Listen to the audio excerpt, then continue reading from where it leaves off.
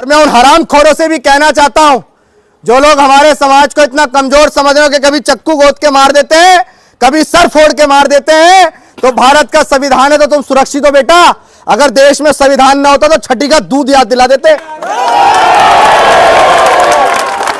आपकी इस लड़ाई को सिर्फ आप अकेले नहीं लड़ेंगे। अगर प्रशासन ने हमारी बात नहीं मानी तो पूरे देश से लोग आगरा को कूच करेंगे, इस बात को याद रखना। क्या हुआ था? हाँ, लगेगा न्याय कैसे मिलेगा? सोशल मीडिया से खबरें सुन आगरा ना पड़े, क्योंकि अगर हम दोबारा आगरा आएंगे तो आप सब लोग बहुत अच्छे से जानते हैं लोग यहीं रहेंगे, इसी घर में रहेंगे और कोई माइकल लाल इनको इस घर से बाहर नहीं निकाल सकता। यहां बोल के जा रहा हूं मैं आगरा के अंदर। सबसे पहले सभी को जय भीम, जय भीम। साथियों, किसी की मृत्यु हो जाना, किसी को मार देना एक सबसे बड़ा अपराध है, क्योंकि किसी की जान चली गई और उस दर्द को, उस तकलीफ को ना शायद मैं बेहतर तरीके से समझ सकता हूं, ना शायद आप बेहतर तरीके से समझ सकते हैं। उस दर्द को अगर सबसे बेहतर तरीके से कोई समझ सकता है तो वो परिवार समझ सकता है, जिसने अपने 20 से 22 साल के नौजवान को पाल पोष के बड़ा किया। किस मजदूरी के साथ, किस मेहनत के साथ उसके पिता ने उसको पाल पोष के बड़ा किया होगा, और उसको चंद लोगों ने किसी रंजिश के चलते, चाहे वो जातीय रंजिश रही हो, चाहे वो किसी प्रकार की रंजिश रही हो, उसको जान से मार दिया। तो मौत के घाट उतार देने की सजा आप सब जानते हैं। यहां पे आने के बाद पीड़ित परिवार से हमारी बात हुई, आना इसलिए पड़ा, प्रशासन के तमाम लोगों से बातचीत लगातार हो रही थी। उन लोगों ने तमाम तरह के आश्वासन हमें दिए और हमें बताया कि भाई बहुत सारे लोगों को इसमें गिरफ्तार कर लिया गया है और टीमें गठित कर दी गई हैं जो लोग बकाया रह गए उनको गिरफ्तार करने के लिए। तो मेरा शासन, प्रशासन और तमाम आला कमान अधिकारियों से एक सवाल है महोदय, कि यहां पे बीते 7 महीने पहले भी एक कृत्य हुआ था और 7 महीने पहले भी, अगर मैं सही हूं, मुझे बताया था उसकी रोती हुई मां आई थी, इनके हस्बैंड है, महिला खड़ी है यहां पे, 7 महीने पहले चाकुओं से गोद कर मार दिया था। तो ये उत्तर प्रदेश, जहां की सरकार ये कहती है कि हमने उत्तर प्रदेश से गुंडा राज को खत्म कर दिया है, यहां कानून का राज स्थापित हो गया है, तो क्या यह कानून का राज है कि किसी भी व्यक्ति को चौराहे पे ईंट पत्थर से मार दिया जाता हो, चाकुओं से गोद कर मार दिया जाता हो? क्या यह कानून का राज है? तो मेरी शासन, प्रशासन और तमाम लोगों से यह कहना है, यह सलाह है कि आप तमाम लोग तमाम अपराधियों को रोक लीजिए। आपके पास तमाम तरह के सारी चीजें हैं, उनको रोक लीजिए।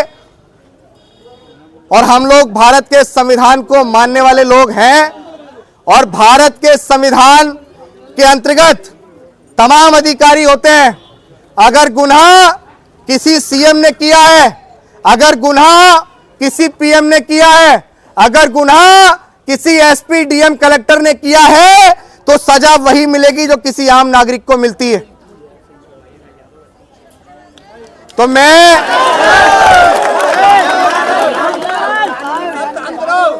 यहां पुलिस के तमाम अधिकारी खड़े हैं।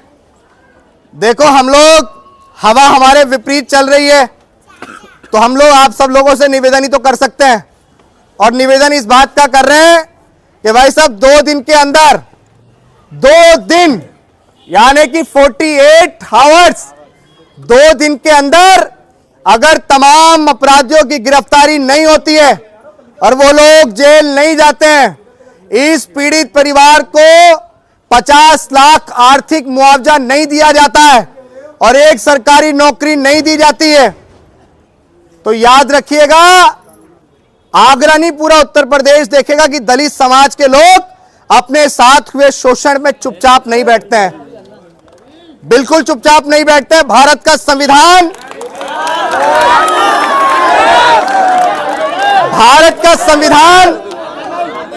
भारत का संविधान जिसको हम लोग इंडियन कॉन्स्टिट्यूशन कहते हैं, वो इंडियन कॉन्स्टिट्यूशन जब कोई सरकार हमारी नहीं सुनती है, जब कोई प्रशासन हमारी बात नहीं सुनता है, जब कोई अधिकारी हमारी बात नहीं सुनता है, तो भारत का संविधान हमें एक आजादी देता है। वो आजादी है पीसफुल प्रोटेस्ट। और जब हमारे लोगों को न्याय नहीं मिलेगा तो हम लोग शांतिपूर्ण प्रदर्शन करेंगे और डंके की चोट पे करेंगे। किसी का बाप भी हमें रोक नहीं सकता। और मेरा आप सब लोगों से भी निवेदन है, आंखें खोल लो। आंखें इसलिए खोल लो कि तुम लोग भारत के संविधान को मानने वाले अपने आप को बताते हो। डॉक्टर बाबा साहेब अंबेडकर ने कहा कि जहां अनुशासन नहीं होता है वहां कभी शासन स्थापित नहीं होता है। तो अपने आप को अनुशासन भीड़ दिखाओ, भेड़ बकरियों की भीड़ मत बनाओ मेरे भाई। यहां हम किसी की मौत पे, किसी के परिवार से मिलने, उसको सांत्वना देने आए, हाल लड़ करने नहीं आए। अगर हम दिल्ली से चलकर यहां आए तो तब आए जब परिवार ने हमारे नाम से वीडियो वायरल किया, प्रशासन के तमाम लोगों से बातचीत हो रही थी। और मैं उन हरामखोरों से भी कहना चाहता हूं, जो लोग हमारे समाज को इतना कमजोर समझ रहे हो कि कभी चक्कू गोद के मार देते हैं, कभी सर फोड़ के मार देते हैं, तो भारत का संविधान है तो तुम सुरक्षित हो बेटा। अगर देश में संविधान ना होता तो छठी का दूध याद दिला देते।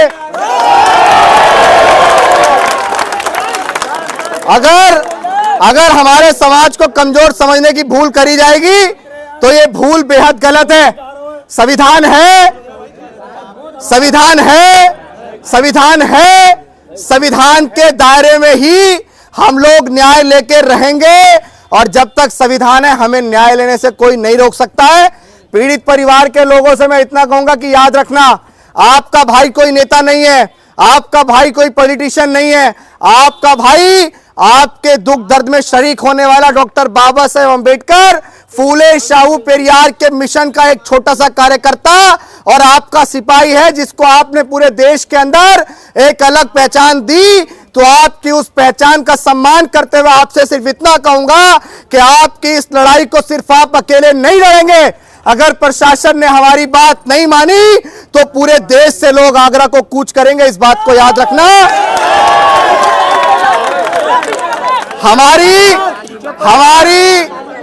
हमारी जो मुख्य मांगे हैं, हमारी मुख्य मांगे 50 लाख का मुआवजा, परिवार को एक नौकरी और जिसने भी कृत्य किया उन तमाम लोगों को सजा, और सजा सिर्फ एक है और वो है फांसी। क्योंकि बच्चा मेरा हो चाहे किसी का भी हो, जो पालता है दुख दर्द का उसे पता है। ऐसे हवानों की, ऐसे हरामखोरों की इस समाज में कोई आवश्यकता नहीं है, जो लोग किसी को भी ऐसी मौत के घाट उतार देते हैं। मेरा सरकारों से भी निवेदन है, तमाम आला कमान अधिकारियों से भी निवेदन है कि जल्द से जल्द हमारी इस बात को मान लीजिएगा। हमें दोबारा आगरा ना आना पड़े, क्योंकि अगर हम दोबारा आगरा आएंगे तो आप सब लोग बहुत अच्छे से जानते हैं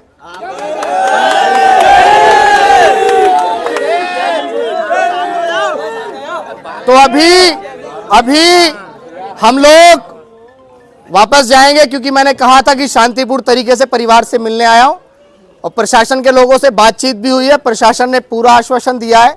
कुछ लोगों की गिरफ्तारी भी हो गई है और लोगों की गिरफ्तारी भी हो रही है तो बहुत अच्छी बात है। और आप सब लोग भी भाई, सिर्फ ये आखिरी मामला नहीं है, ये मामला, एक मामला बिजनौर के अंदर भी हुआ, धामपुर के अंदर भी हुआ कि पूरे गांव के अंदर होली खेलने वाले लोगों को इतनी बुरी तरह से मारा कि किसी की गर्दन कट गई, किसी का हाथ कट गया, लोग अस्पताल में भर्ती हैं, जिंदगी और मौत की जंग लड़ रहे हैं। मैं आपसे भी एक बात कहूंगा, तमाम लोग समाज को जब याद करते हैं जब उनके साथ कोई पीड़ा होती है। मैं पार्टिकुलर किसी एक व्यक्ति को नहीं कह रहा हूं, आज प्रत्येक व्यक्ति को डॉक्टर बाबा साहेब अंबेडकर के मूवमेंट का सिपाही बनना पड़ेगा, प्रत्येक घर से निकल के सिपाही बनना पड़ेगा, तभी हम लोग उनके कारवा को सफल कर पाएंगे। एक अभिषेक, चंद्रशेखर आजाद, बहुत सारे ऐसे लोग जो अकेले सिर्फ मेहनत करके पूरे देश के लोगों को जगाने का प्रयास कर रहे हैं, लेकिन आप सब लोगों को भी अपने घर से बाहर निकलना पड़ेगा। ऐसे अन्याय अत्याचार का मुंह तोड़ जवाब देने के लिए संवैधानिक दायरे में, मैं हमेशा से कहता हूं, संवैधानिक दायरे में डॉक्टर अंबेडकर के मानने वाले लोग क्या किसी हिंसा का समर्थन कभी करते हैं? हाथ उठा के बताओ। बाबा साहेब अम्बेडकर के लोग कभी हिंसा का समर्थन नहीं करते और हम अच्छे से जानते हैं कि अगर दूसरे लोग इतनी भीड़ को इकट्ठा कर लेते तो इतनी भीड़ के साथ पूरे यहाँ पे बवाल ववाल करते, लेकिन नहीं, डॉक्टर अंबेडकर ने हमें शांति से रहने सिखाया और डॉक्टर अंबेडकर ने तथागत बुद्ध को अपनाया, तो हम भी तथागत बुद्ध के मार्ग पे चल के अपने समाज को शांति का रास्ता देते हैं। संविधान है इस देश में, अगर 2 दिन तक न्याय नहीं मिला तो उद्धम सिंह को मानने वाले भी हम ही लोग हैं। जय भीम, जय भारत, जय संविधान। तमाम लोगों को न्याय मिलेगा। क्या नाम था उसका, खत्म हुआ था भाई? आपको पता है किसने की थी उसकी हत्या? जो भी है, जिन्होंने भी किया, उन लोगों की गिरफ्तारी हो गई है जेल में। चलिए, मेरे पे 3 लड़की हैं, 2 लड़का है और जी मानो छोटे छोटे हैं, क्या करूं सर जी मैं। देखो भाई, एक बात और बता दूं मैं, आगे से तुम्हारे घर में घुस के कोई तुम्हें मारता है ना भाई, तो सेल्फ डिफेंस का अधिकार भी हमारे पास है। समझ रहे हो? सेल्फ डिफेंस का अधिकार भी हमारे पास है। अगर पुलिस 1 घंटे में आएगी तो पुलिस के इंतजार में मर मत जाना, अपने आप को बचाने के लिए भी आपके पास सेल्फ डिफेंस का अधिकार है। ठीक है? जय भीम, जय भारत, जय संविधान। जैसा मैंने कहा, कोई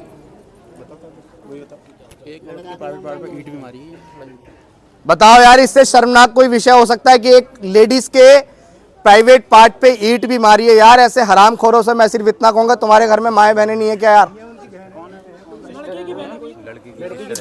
लड़के की बहन, यानी कि परिवार के साथ यार इस तरह का कहते हैं, तो मेरा तो यह भी निवेदन है कि इस परिवार को सिक्योरिटी भी दी जाए।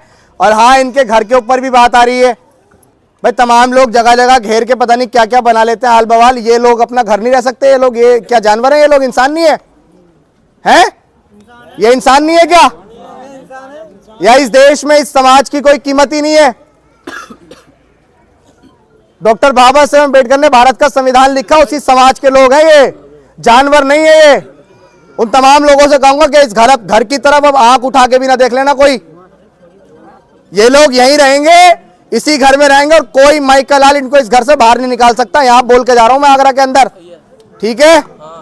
बस आप लोग घबराना मत, परिवार के लोगों, बिल्कुल मत घबराना।